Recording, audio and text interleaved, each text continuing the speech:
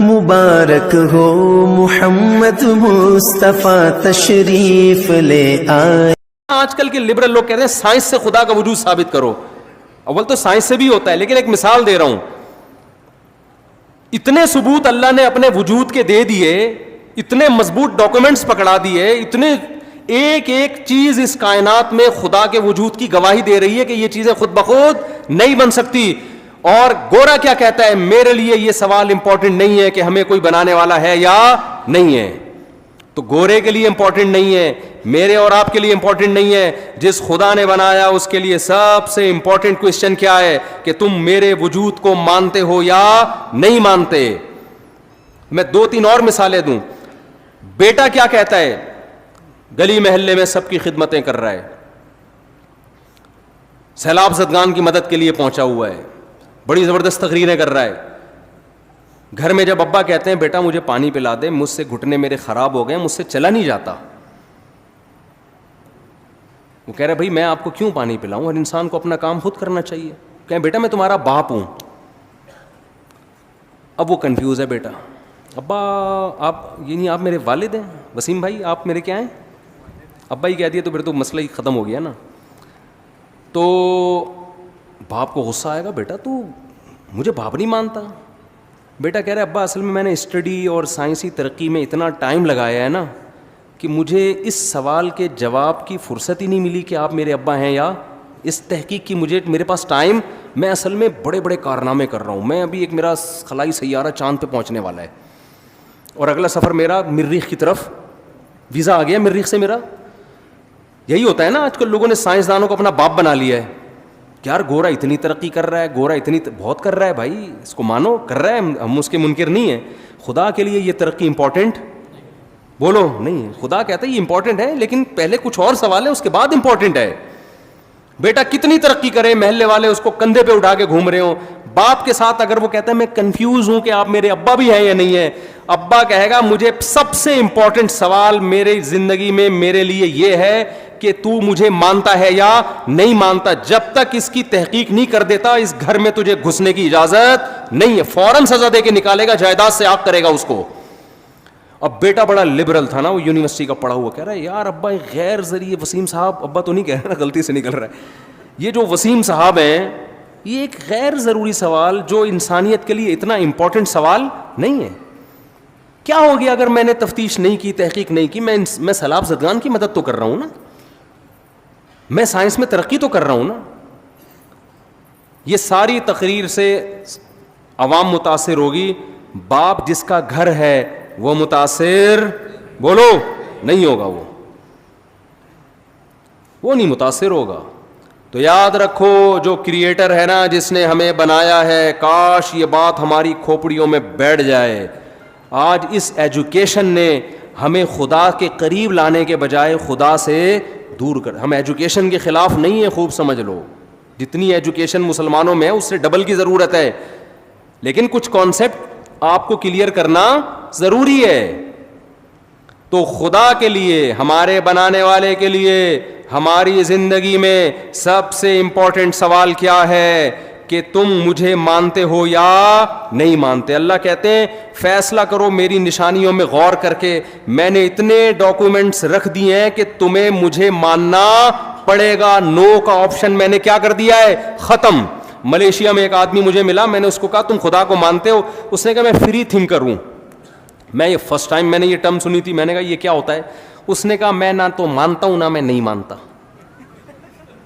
ایک تو ہوتا ہے نا خدا کو نہیں مانتا، وہ کہہ رہے میں بس فری تھنکر، یعنی کولیسٹرول فری آئل ہوتے ہیں نا، ہوتے نہیں ہیں وہ، لیکن لکھا ہوا ہوتا ہے. ہمارے ہاں وہ انڈیا سے جب وہ بند ہوا ہے نا، وہ ابے نندن کا کیس ہوا تھا، تو انڈیا والوں نے دھمکی دی تھی کہ ہم تمہارا ٹماٹر بند کر دیں گے. ٹماٹر انڈیا سے آتا تھا، تو ہمارے یہاں لوگوں نے یوٹیوب پہ ویڈیو بنا کے ڈالی. ہمارے یہاں تو ٹومیٹو کیچپ میں ٹماٹر نہیں ڈلتا ہے یار، تم ہمارا ٹماٹر بند کر کے کیا نقصان کرو گے. تو جن ڈبوں پہ کولیسٹرول فری لکھا ہوا ہوتا ہے نا، ان ڈبوں کو فری کرانے کی ضرورت نہیں ہے. یہ لکھنے پر گورنمنٹ کی طرف سے کوئی پابندی نہیں ہے، کچھ بھی لکھ دو، کوئی بھی تصویر بنا دو. وہ پھلوں کے اس پہ جوس پہ ہوتے ہیں، ان پہ پھلوں کے تصویریں ہوتی ہیں، وہ تصویریں ہی ہوتی ہیں. وہ ایک صاحب کہتے تھے میرے ابا حلیم کی دیگ بنا کے تقسیم کیا کرتے تھے. تو کیسے کرتے تھے؟ کہہ رہے ہیں حلیم میں اتنا چاول اتنے پانی ڈالا اور 40 کلو گوشت لکھ کے اس کی پرچی ڈال دی اندر گوشت نکلتا تھا.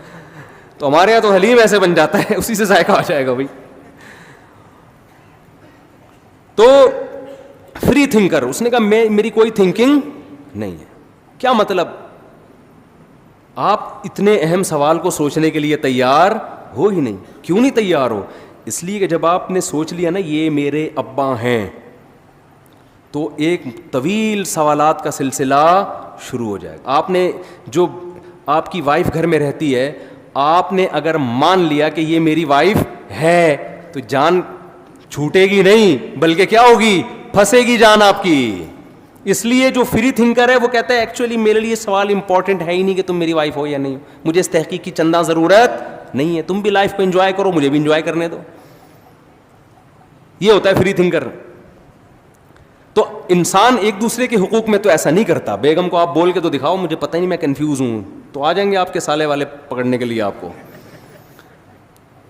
لیکن خدا نے چونکہ عذاب آخرت میں رکھا ہے, دنیا میں اللہ عذاب نہیں دیتا, کیونکہ یہ دارالامتحان ہے, ایگزامینیشن ہال ہے. رزلٹ ایگزامینیشن ہال میں اناؤنس نہیں ہوتا, رزلٹ ہمیشہ ایگزامینیشن ہال سے نکلنے کے بعد اناؤنس ہوتا ہے. قرآن بار بار کہتا ہے وَلَا تَحْسَبَنَّ اللَّهَ غَافِلًا عَمَّا يَعْمَلُ الظَّالِمُونَ, ظالم لوگ جو کچھ کر رہے ہیں اے لوگوں ان پر عذاب نہیں آتا, تو اللہ کو ان سے ہرگز غافل مت سمجھو. انما یؤخرہم لیوم, اللہ ظالم کو مہلت دے رہا ہے ایک ایسے دن کے لیے, تشخص فیہ الابصار, جس دن آنکھیں پھٹی کی پھٹی رہ جائیں گی, آنکھیں کھلی کی کھلی رہ جائیں گی, حیرت کے مارے, خوف کے مارے.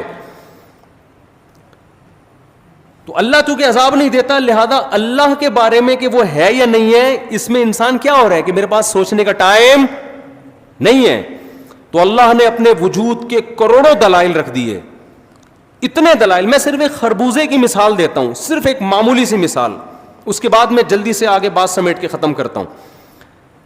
دیکھو آپ کسی جنگل میں تھے, انسانوں کہیں آپ پیدا ہو گئے نا, آپ نے کبھی پودے پلتے پھولتے دیکھے ہی نہیں ہیں.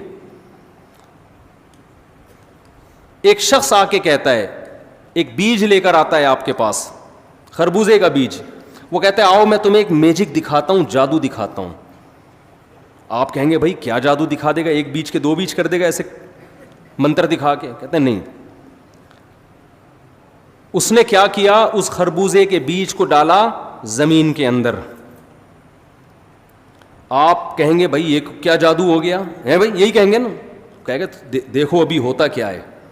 اس خربوزے سے کے بیج سے تھوڑے دنوں میں ایک کومپل نکلنا شروع, ایک تھوڑی سی اس کی جو بیل نکلنا شروع.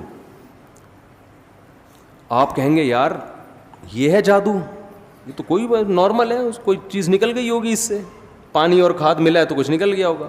کہتے ہیں ابھی جادو شروع ہوا ہے. وہ بڑھنا شروع ہوئی, بڑھتے بڑھتے کیا ہوا, اس میں تھوڑے دنوں کے بعد پھول پیدا ہونا شروع ہو گئے, خوبصورت پھول. آپ حیران ہو گئے نا کہ یار ایک بیج تھا وہ یہاں تک کیسے پہنچا کہ گوبر پانی اور مٹی کے ملاپ سے اس بیج میں پہلے سے ایسے سافٹ ویئر انسٹال ہو گئے ہیں کہ گوبر پانی مٹی اور سورج کی روشنی اس کو لگے گی تو اس میں خوبصورت اور خوشنما پھول پیدا ہونا شروع ہو جائیں گے. آپ اس کو اتفاق مان لو گے یا کہو گے کہ یہ انسٹالیشن ہوئی ہے؟ دیکھو کی بورڈ پہ جب آپ ایف کا بٹن لکھتے ہو, کمپیوٹر کے مانیٹر پہ ایف لکھ کے آتا ہے, تو یہ اتفاق ہو سکتا ہے؟ یہ ایک انسٹالیشن ہے نا. ارے کمپیوٹر کا ایک ڈبہ کروڑوں کھربوں سال میں وجود میں نہیں آ سکتا, اس میں سافٹ ویئر کھربوں سال میں آٹومیٹیکلی کیسے خود بخود انسٹال ہو سکتے ہیں؟ تو یہ بیج کے اندر جو ایسے سافٹ ویئر انسٹال ہو گئے کہ زمین میں ڈالا اور اس سے خوبصورت پھول پیدا ہونا شروع. ہم کہہ سکتے تھے اتفاق سے ہو گیا, لیکن نہ ایک پلاننگ ہے. وہ پھول ایک کام کر رہے ہیں. اگر اتفاق سے ہوتے نا تو ایسے ہی ہو جاتے پیدا. ان پھولوں کی ایک ذمہ داری ہے, وہ پھول اٹریکٹ کر رہے ہیں تتلیوں کو, کیڑے مکوڑوں کو. ابھی ہم نے گھر میں کدو کی بیل لگائی ہوئی تھی, توری کی بیل, پھول نکلے تو اتنے کیڑے مکوڑے مکھیاں ان پھولوں کے اوپر آ کے بیٹھ رہی ہیں.